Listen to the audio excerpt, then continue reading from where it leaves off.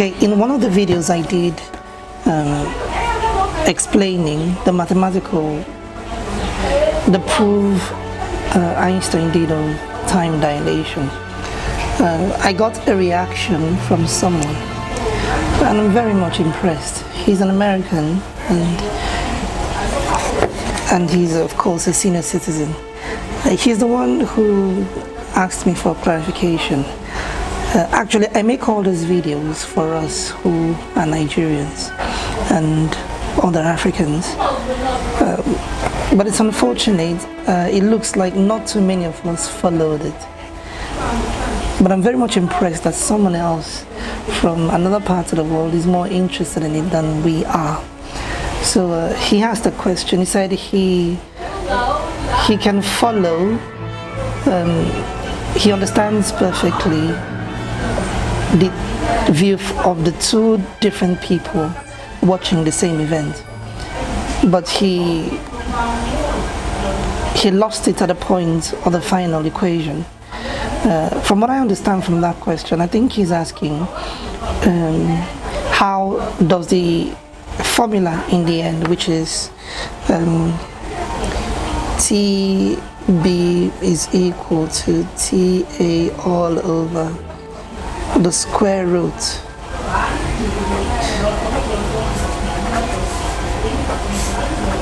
oh sorry, my Bible is misbehaving. Okay, the square root of 1 minus u squared all over c squared. You know, this is the equation the formula we came up with at the end of the calculation. So from what I understand from his question is, he cannot understand, he doesn't get it, how this equation shows that the two different times of the two different observers differ. And that's what I want to explain to you. Now, before I explain this, I'd want to go to, this is the formula we came up with. TB is equal to TA all over the square root of 1 minus u squared over c squared. Of course, where all the letters and the symbols bear their usual meaning. With c square meaning the square of the speed of light, u square meaning the square of the movement, so the square of the speed of the car, in this case, in which you are sitting in,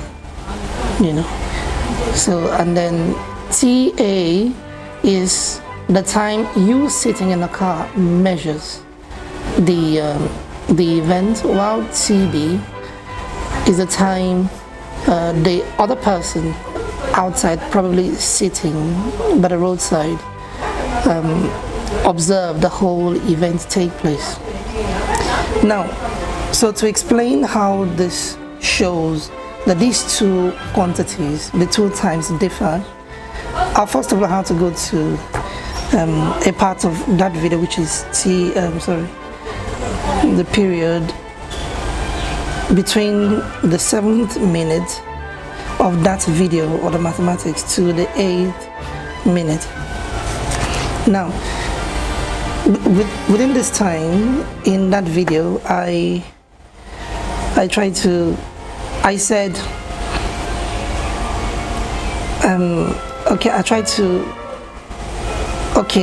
now this is you sitting in a car, and you watch the event of the particle of light move from here, come to this place, and come back to its position. So for you sitting in the car, your situation is TA. So the TA is a time measured in the frame of reference, that is from the perspective of the event taking place at the same position, that is the same position in space. When the event of the particle moving from here, coming here, and then coming back to its position,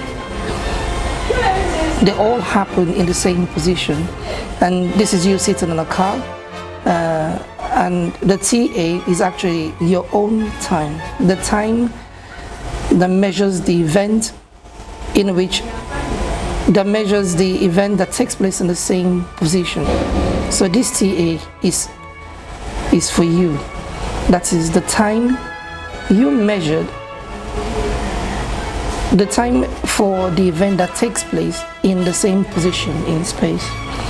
Now, while the second one, which is the other person sitting outside, the TB, which is the time he measures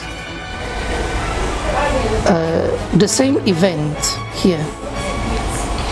But for him, all the events, the particle of light moving from one mirror, hitting the other one, and then coming back to its initial position, to the one from which it left.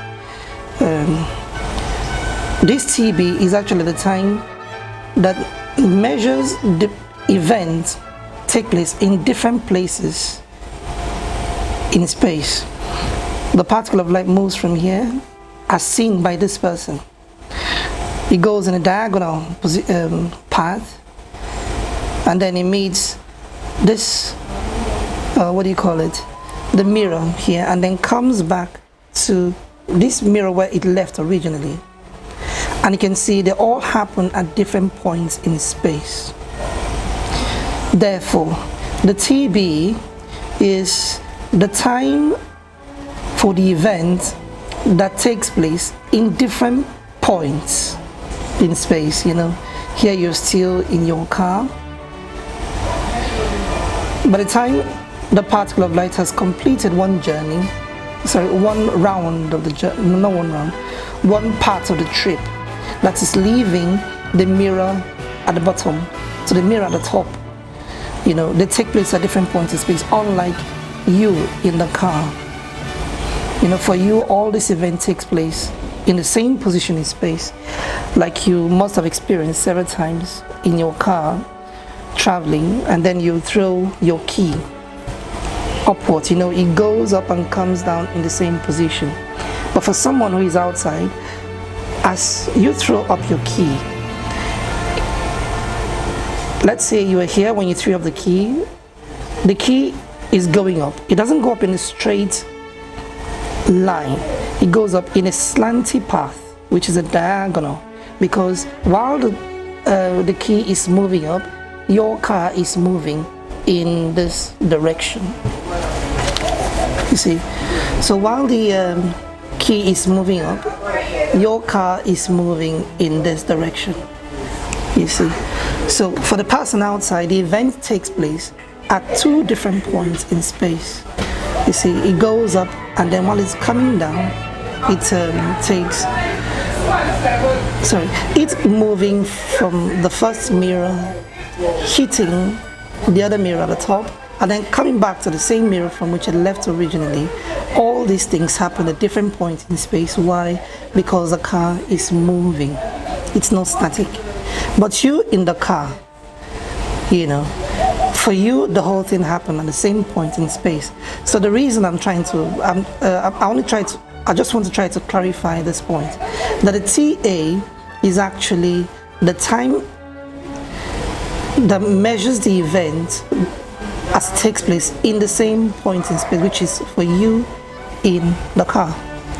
While the TB is the clock that measures the event as it takes place at different points in space.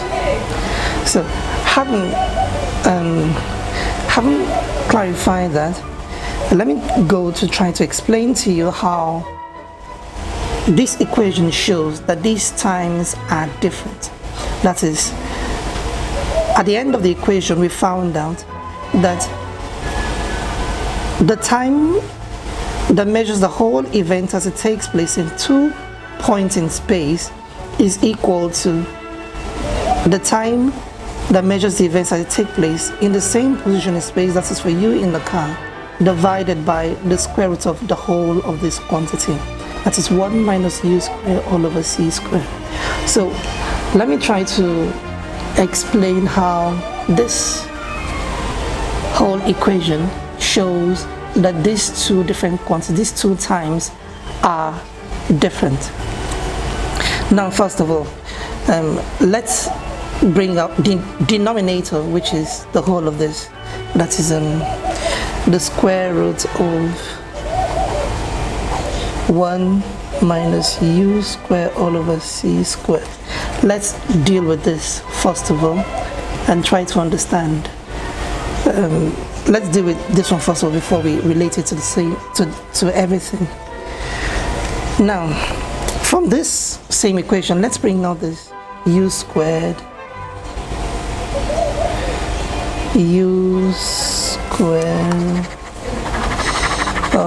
this is unfortunate.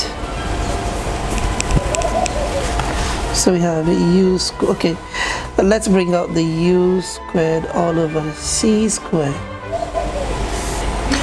So like I was trying to explain, and from here we can bring out u squared all over c squared, and from here we can still reduce it further to be, you see, we have u squared all over c squared. So we can still reduce it further and bring out just u squared over, sorry, u all over c. So now we all know that, of course, the speed of light is the ultimate speed of nature, as Einstein pointed out, and it is a huge value of 300 million meters per second. Something as big as this. Now, since c is the ultimate speed of nature, it means that u, which is the speed at which the car is moving, would definitely be lower. It will be less than, u will always be less than c, you see. So in every situation where the numerator is a smaller number than the denominator, then the result you'll always get will always be less than 1. For example, if u is less than c, that is, the numerator is smaller than the denominator, in every case like that, the result will always be less than 1. Let's try to see. Let's assign different numbers to these letters and see. Okay, let's say u is equal to 1, and since it must always be less than c, it means c will be bigger. Okay, let's say 2. So where you have, every case you have the numerator being smaller than the denominator, the result will always give you something smaller than 1.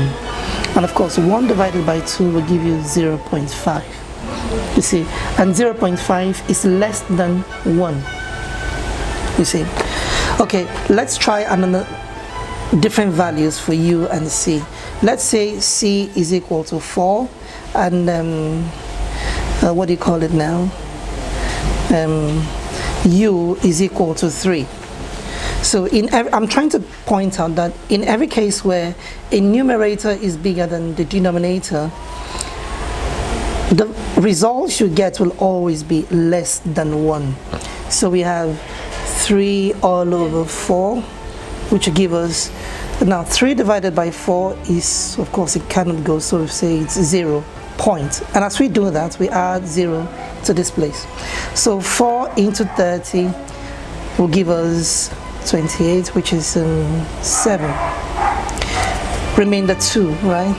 So we bring out that 2 here, all over 4. Now 4 into 2, of course, cannot go, and of course we already have our decimal place here, so we just add 0 to it. 4 into 20 give us 5, you see. So in a case, this, first of all, I use this to show to us that in every case where the numerator is larger than the denominator, is smaller than the denominator, the result you get will always be a value or a figure less than 1. In this case, when we assigned 1 to u and 2 to c. So 1 all over 2 will give us 0.5. When we decided to use other figures, assigned 4 to c and 3 to u. 3 is smaller than 4, so 3 divided by 4. When we did everything, we arrived at 0.75. And it can go on and on with different values. Test this by yourself with different values of u and c, provided u is smaller than c, so that the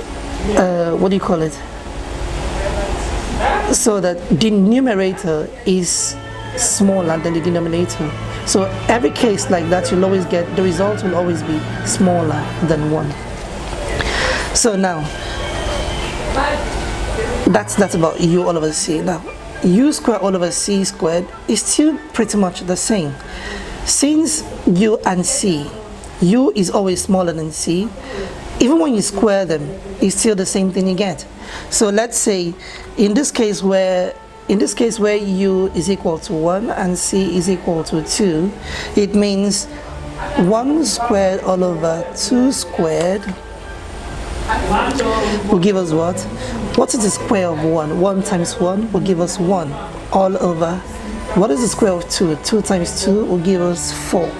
So when you do this division, you still come to find out that the value of u squared all over, so that is in every case where the numerator is of a smaller number than the denominator, it means that even the division of their squares will still give you an even smaller number, like we're trying to find out here. Now 1 divided by 4, okay, we have 1 all over 4. 1 divided by 4 is 0. Then we put our decimal point here, and as we do that, we add another 0 here. So 10 divided by 4 will give us 2, remaining 2, right? Because 4 times 2 is 8, 10 minus 8 is 2, so 2 is remaining. So we have 2 all over the same 4. Now 2 divided by 4, of course 2 is smaller than 4, it cannot go, so we already have a decimal point here, so we add another 0 to it. So 20 divided by 4 will give us 5. So 1 over 4 will give us 0.25. Now we can repeat the same thing with this one that we have here, which is the square of 3 all over the square of 4. Now 3 squared is equal to what? 9 all over 4 squared is equal to what? 16. And when you do the calculation, you find out that the result you get is still always a number less than 1. It's always less than 1, whatever the result is. You see, it will always be less. It will always be less than 1, whatever the result is. Now the reason I'm doing this is because I want to explain to us how this equation here, this formula here, let me write it out here again. TB, that is the time that measures the event that takes place at different points in space, is equal to TA, which is the time that measures the event as it takes place in the same position in space, divided by the square root of 1 minus u squared all over c squared. I'm trying to explain to you how this this formula here shows that there's a difference in the two times, and this is in response to the question that someone asked me in the in the comment section on Facebook. You see, so u squared minus c squared, provided u is smaller than c, and of course it's always smaller, will always give us a number less than 1. You see, so now we have 1 minus u squared over c squared. Let's consider this. So just as we explained up here, we explained up here, that is u squared over c squared, provided u is smaller than c, would always give us a number even more less than 1. You see, like we pointed out with this one. You see 1 squared over 2 squared is equal to 1 over 4. And when you do the calculation, you find out your final answer is 0.25. So when you do this, you get something similar to. Now, that is something, a value less than 1. So you can do this with whichever number you feel like, as long as the numerator is smaller than the denominator, you see. So this whole quantity, like we've shown from here, u squared all over c squared, is a number less than 1. So if you take a number less than 1 away from 1, which is what this is, 1 minus a number less than 1. As long as that number is less than 1, which is the whole of this thing is less than 1, okay, you can see. Okay, let me bring up another paper.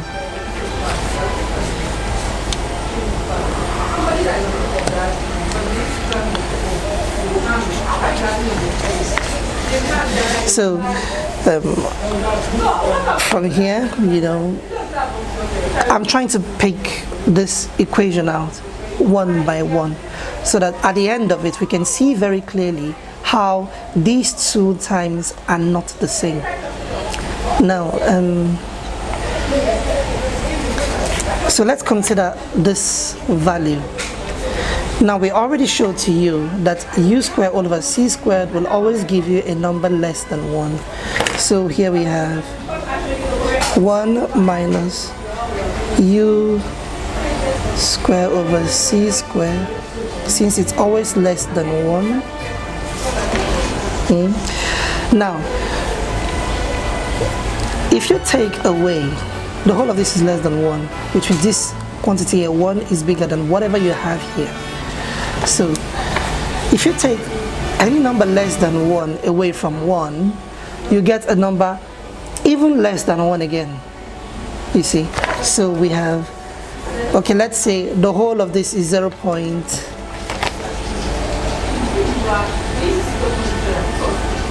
The whole of this is 0. The whole of this u squared over c squared, which is 1 squared over 2 squared, is equal to 1 over 4. 1 over 4, like we've shown, is 0.25, which is less than 1, it's not up to 1.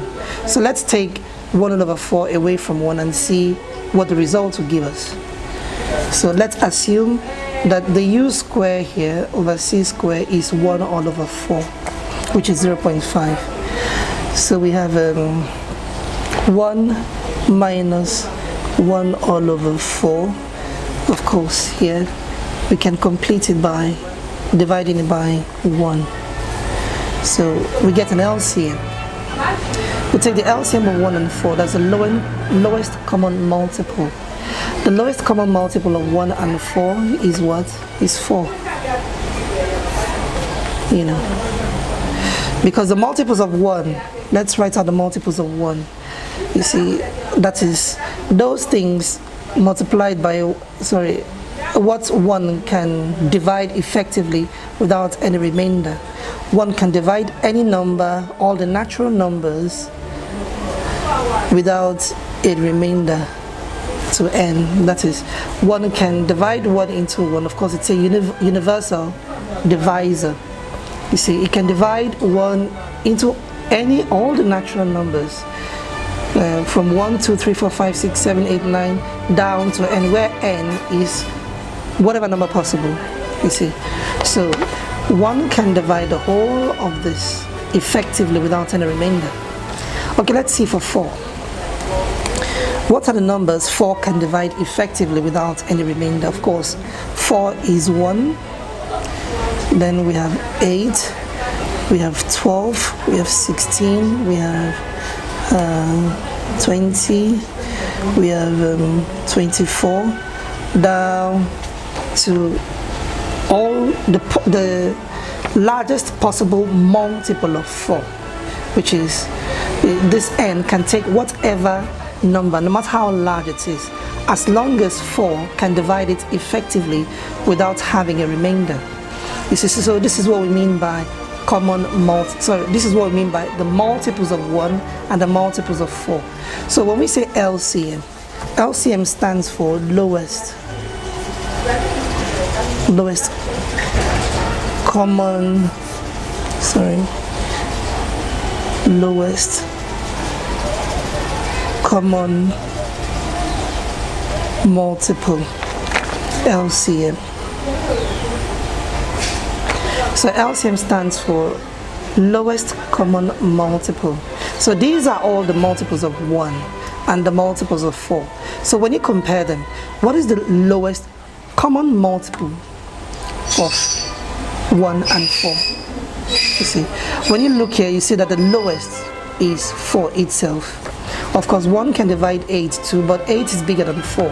So since 4 is common here, and it is the lowest common factor, common multiple of the two numbers 1 and 4, it therefore means that the LCM of 4 and 1 and 4, LCM of 1 and 4 is equal to 4.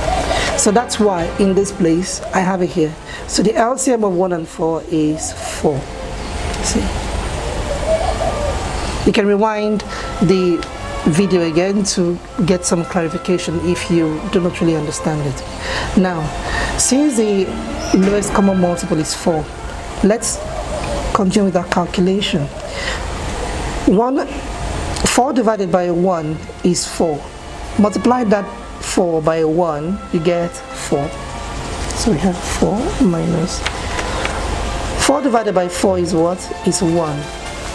1 times 1 will give us 1, you see. So now 4 minus 1 will give us 3 all over 4, you see. So 1 minus u square over c square, provided, like I've shown to you, u square over c square is always a number less than 1. So anything less than 1, once you minus it from 1, it cannot give you a result greater than 1, right? It will always give you a number less than 1. And like we say, and like we saw from here, you see, 3 all over 4, 3 all over 4 will give us, we saw it from here, 3 all over 4 will give us 0.75, which is still a number less than 1, you see. So you can see that 3 all over 4 is still less than 1. Why? Because when you divide 3 by 4, you get 0.75, and that is definitely less than 1. See, when you divide 3 by 4, you get 0.75, and 0.75 is less than 1. You see, so now, so we have established that this part,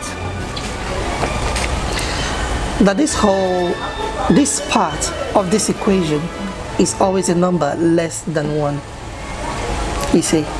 So now let's continue. You know, we are considering TB is equal to TA all over the square root of 1 minus u square over c squared. You know, we are trying to explain that by this equation, shows, this formula here shows that these two different times are not the same. You see, one is always bigger than the other. And this is in response to one of the questions I was asked on the Facebook, in the comment section in Facebook. You see, so from here we've shown that the whole of this factor here, which is what we have in here, which will always give a number less than 1. For what? As long as u is smaller than c. C is the speed of light. U is whatever speed we humans can travel in whatever kind of vehicle, be it a spaceship, be it a car, a vehicle, or walking on our feet, you see. So it will always be smaller than the speed of light. So now we've shown that this quantity here, 1 minus u squared over c squared, will always be less than 1. So let's see what the square root of 1 minus u squared over c squared will give us. Now, since the whole of this 1 minus u squared over c squared will always be less than 1, since it will always be less than 1, like we've proven from here, you see, it means that when you find the square root of it, the square root of a number less than 1 would always be, it will still be a number less than 1. You see, it would always be a number less than 1. Why did I say this? I say this because the square root of any number will always be less than itself. It won't be greater than itself. This is principle. For example, the square root of 9 is what? The square root of 9 is 3. And 3 is a number less than 9. The square root of 16 is what? 4. 4 is a number less than 16. The square root of 100 is 10. 10 is a number less than 100. So the square root of any number will always be less than that number itself. Now, if you've seen a case where it's greater than that number itself or equal to that number itself, you let me know. Apart from 1 itself, the square root of 1 will always be 1. Why? Because 1 times 1 will still give you 1 anyway. So apart from 1, every other number whose square root you find, you'd always get a result lower than that number itself. You see? So this is principle. So since the whole of this quantity will always be less than 1, like I've explained from here, you see, from the whole of this place, you can rewind the video to get a clearer picture, even down to the whole of this place, to this place. So since this number, the whole of this one here, is always less than 1, it means the square root of it will still give you a number less than that number itself, and of course less than 1. You see, which means the whole of this one, the square root of 1 minus u squared over c squared, the whole of this would always be less than 1, as long as u and c, u is less than c. As long as u is less than c, it means the whole of this thing here will always be less than 1, like I've been explaining all the while. You see. Now this means, so if the whole of this, which is the denominator of the whole equation here, the whole formula here, is a number less than 1, it means we can effectively write the whole of this, the whole of this formula in this way. TB is equal to TA all over n less than 1. You see? It means we can write the whole of this formula here, the whole of this formula here, we can write it in this form, where n here is the result we get from here, and we say it is less than 1. Why? Because from here I've shown to you how the whole of this will always be less than 1 because u is less than c. As long as u is less than c, it means that the whole of this will always be less than 1. That means n, which is the results we get if we do some mathematical calculation of this quantity here, as long as u is smaller than c, will always give you less than 1. So we replaced the whole of this quantity by n, and it's less than 1. So now it means in this whole equation we will be dividing TA, that is the time that measures the event that takes place in the same place, in the same spot in space. We'll be dividing that time by a number less than 1. You see?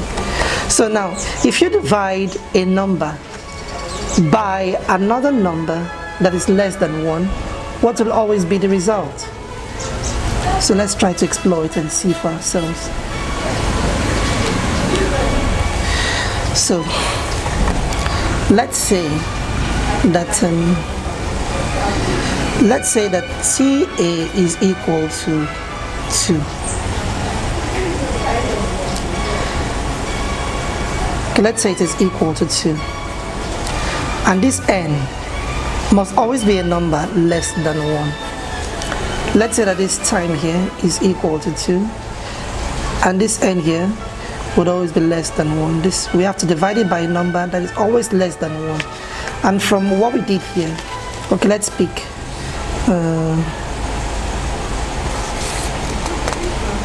this one, for example, where we assumed that u is equal to 1 and c is equal to 2. So when you do that, you get a number less than 1, which is 0.5. Let's pick this 0.5 and divide it by 2. Let's see what it can give us. So we have 2 divided by 0.5. And you know that 0.5 is still the same thing as 1 all over 2, right? 0.5 is still the same thing as 1 all over 2. So let's try to see, divide 2 by 1 all over 2 and see what it can give us. So we have 2 all over 1 all over 2. What would it give us? Now this is the same thing as 2 divided by 1 all over 2. This whole thing here is the same thing as 2 divided by 1 all over 2. So in algebra, in mathematics, when you have something like this, what you need to do is to, is it transpose now? That's the word used for it. So this becomes 2 times, and as you do that, sorry.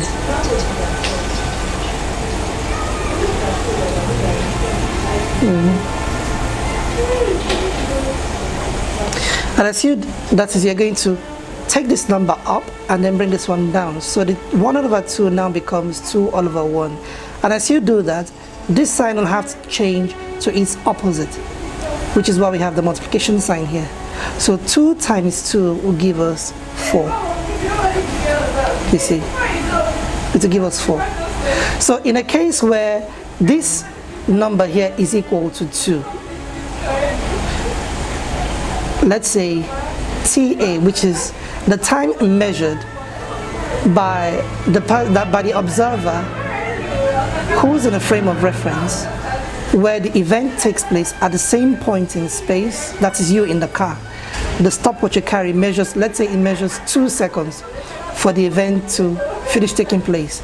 That is the event of the light particle bouncing from, leaving from the bottom mirror, hitting the top mirror, and then coming back to that position. So the time for that whole event to take place is 2 seconds. So from here you can see, so if TA is equal to 2 seconds, and then the square root of 1 minus u squared over c squared is equal to 0.5. If TA is equal to 2 seconds, that's the time of the event that happens in the same place in space, then it means, and the denominator, that is the square root of 1 minus u squared over c squared, is equal to 0.5. When you do it, it means, and remember, the whole of all these things is equal to b, a TB. That is the other time now. The whole of this is equal to this time here. So let's say this time is 2. The time measured in a frame where everything happens at the same point in space. When you divide that by this one, since this one is always less than 1, you get a number bigger than 1, like we've seen here. And you can do this for whichever, for whichever value of TA you choose. So you can see that once you do it, Your TB will always be a number bigger than this TA. So if here is if this TA is equal to 2, and the whole of this one is 0.5, because it is less than 1, when you divide it, you'll always get a number bigger than this TA. And in this case, since TA is 2 seconds and the whole of this one is 0.5, it means that at TB, when you divide them, you get 4, which is the same thing we've done here. Let me write it out here again. 2 all over 1 times 2, divided by 1 all over 2. 2 all over 1 divided by 1 all over 2. Remember, you have to take this out, bring this one down, change the sign, so it becomes 2 all over 1 times 2 all over 1. So 2 times 2 will give you 4. And of course, we can ignore this one, so you can see 4 is bigger than